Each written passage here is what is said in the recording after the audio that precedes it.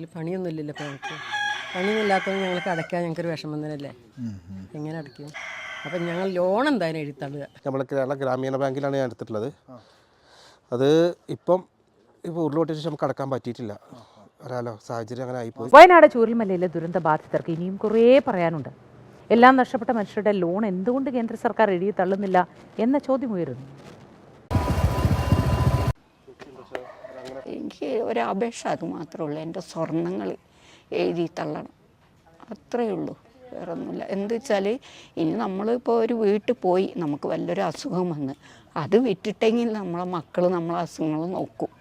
അപ്പോൾ അത് എടുക്കാനൊരു വഴിയില്ല. അപ്പോൾ അത് എടുക്കണമെങ്കിൽ 2 ലക്ഷം ഉറുപ്പ്യ വേണം. 1.5 വെച്ചത്. ഇപ്പോൾ പലിശ ഇത്രയും മാസമായില്ലേ, 1.5 വർഷമായില്ലേ. അപ്പോൾ ഈ പലിശയും കൂട്ടിയാകുമ്പോൾ നമ്മളൊരു 2 ലക്ഷം കണക്കാക്കുന്നത്.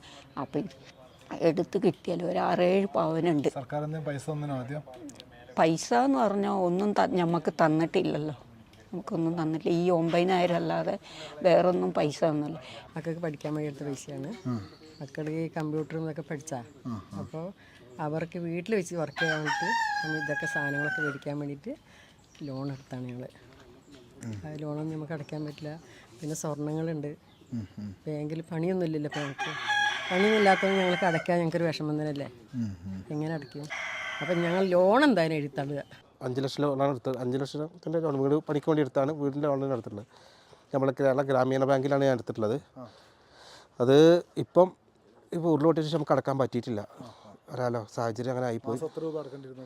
7 ഞാൻ 10 വെച്ച് അടച്ചിരുന്നു, പെട്ടെന്ന് അടവ് തീരാൻ വേണ്ടിയിട്ട്. അതുകൊണ്ട് തന്നെ 5 ലക്ഷത്തിൽ 2 ലക്ഷം അടച്ച് 3 ലക്ഷം ബാക്കി, 3,10,000 ബാക്കി ഉണ്ടായിരുന്നു. പക്ഷേ വീണ്ടും ഇപ്പോൾ 4,60,000 ആയിട്ടുണ്ട്. ശശിക്ക് പറഞ്ഞതാണ് ഇതിൻ്റെ കാര്യം. നേരത്തെ എടുത്ത ലോൺ കുറേയൊക്കെ അടച്ചതായിരുന്നു.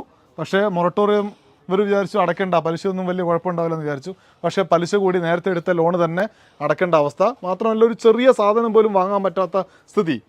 മുണ്ടക്കൈ ചൂരൽമല ദുരിതബാധിതർക്ക് ലോണായി കുറച്ച് പണം നൽകുക മാത്രമാണ് കേന്ദ്ര സർക്കാർ ചെയ്തത്. അതിനപ്പുറത്തേക്കൊന്നും ചെയ്തിട്ടില്ല. പക്ഷേ നാടിൻ്റെ നാനാഭാഗത്തു നിന്നും ജനങ്ങൾ കയ്യിൽ നിന്നുള്ള ചെറിയ പണം പോലും കൊടുത്ത് സഹായിക്കുന്ന കാഴ്ച കണ്ടു. ഈ ജനങ്ങളെ കേന്ദ്ര സർക്കാരിന് സഹായിച്ചുകൂടെ? ഈ തെരഞ്ഞെടുപ്പ് ഈ വിഷയം കൂടി ചർച്ച ചെയ്തേക്കും. വോട്ടർ സെക്രട്ടറി ഡയറി യാത്ര തുടരുന്നു.